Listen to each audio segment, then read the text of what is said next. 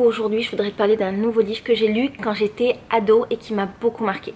Ce livre, c'est un livre qui parle de l'anorexie et qui s'appelle Le Pavillon des enfants fous. Comment j'ai connu ce livre? Je saurais pas vraiment te dire comment je l'ai connu. À l'époque où j'étais ado, je lisais énormément de livres qui parlaient de témoignages et de gens qui avaient vécu des choses fortes. Je m'intéressais à la question de l'anorexie. J'avais pas vraiment de problème alimentaire ni de troubles. J'ai jamais vraiment eu de troubles alimentaires pour tout te dire. Il n'y avait pas de raison particulière. Il était là, devant moi. Je lisais des livres de témoignages et il est arrivé dans ma vie. Alors de quoi parle ce livre? C'est l'histoire d'une ado qui a 13 ans, qui est anorexique et qui se fait interner dans un hôpital. Et en fait, à l'époque du livre et dans la vie de cette jeune fille, elle se fait interner dans un hôpital qui s'appelle le Pavillon des enfants fous et qui est un hôpital pour les enfants qui ont des problèmes. Je me souviens à l'époque avoir été assez bouleversée par ce livre parce que la petite raconte tout ce qui va se passer pendant tout son internement. Et elle le raconte de A à Z, elle le raconte avec des détails. Elle raconte en fait qu'est-ce que c'est que son anorexie, pourquoi elle a arrêté de manger, comment se passent les soins, comment se passe son séjour. Elle va raconter les moments où elle refuse de se nourrir. Elle va raconter tout ce genre de choses qui font qu'on a l'impression d'être avec elle. Je me souviens aussi avoir été assez impressionnée à l'époque parce que je connaissais pas vraiment cette maladie. Du moins j'en avais entendu parler comme j'imagine quand on est ado, tu vois. Mais j'y connaissais rien. Et ce livre c'était un petit peu comme un mode d'emploi de qu'est-ce que c'est que l'anorexie et aussi peut-être un peu trop un mode d'emploi de comment devenir anorexique. Et du coup ça m'a donné peut-être les armes nécessaires pour ne jamais avoir ce type de problème, je saurais pas te dire, mais en tout cas ça m'a donné les armes pour pouvoir comprendre des personnes que j'ai rencontrées plus tard qui avaient des troubles alimentaires.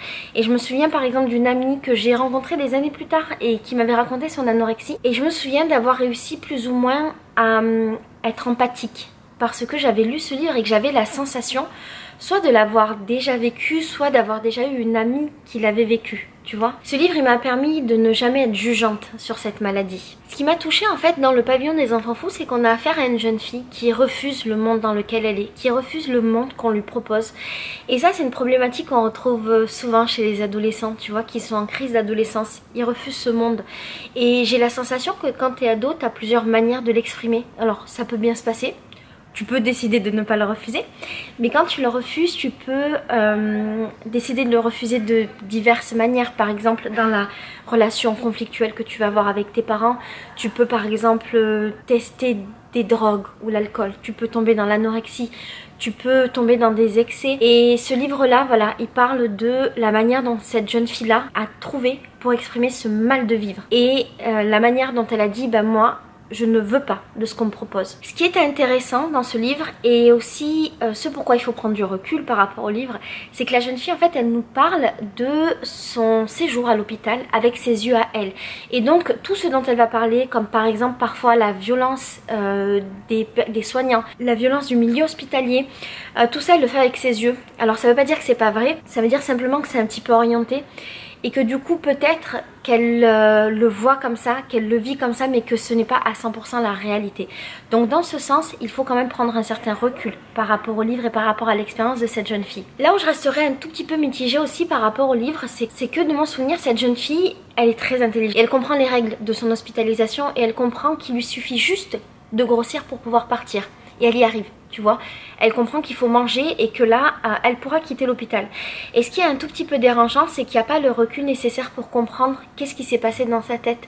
Tu vois, dans le sens où on ne sait pas finalement, est-ce que cette jeune fille, elle s'en est sortie? Est-ce qu'une fois qu'elle est partie de l'hôpital, elle a réussi à guérir? Est-ce qu'elle n'est pas retournée à l'hôpital après? Je sais pas trop. Je sais juste qu'elle a compris comment faire, qu'elle l'a fait.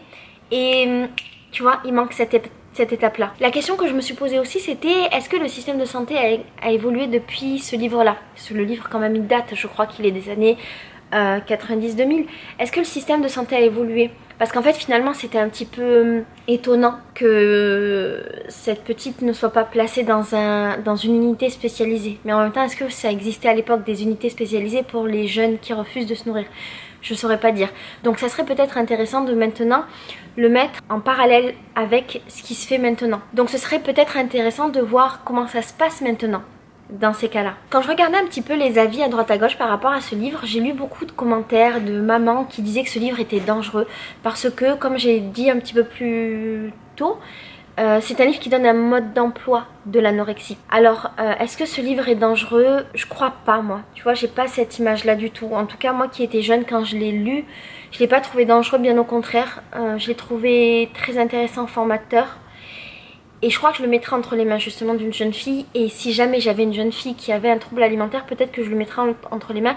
Mais en même temps, est-ce que j'ai raison ou pas? Je ne sais pas. Parce que je n'ai pas été confrontée personnellement à cette maladie.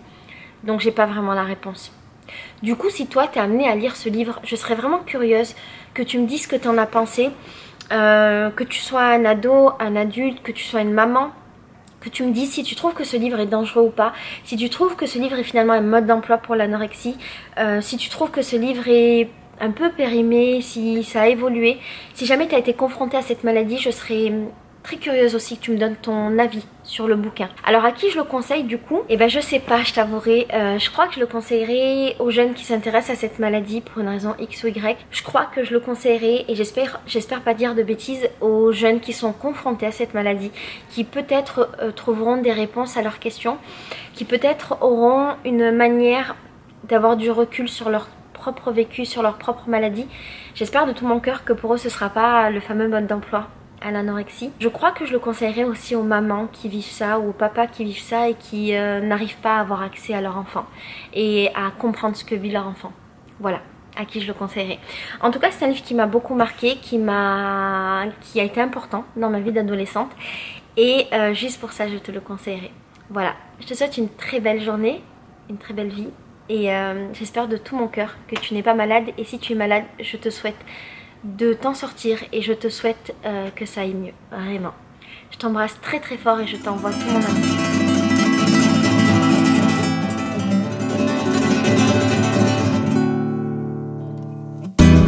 amour.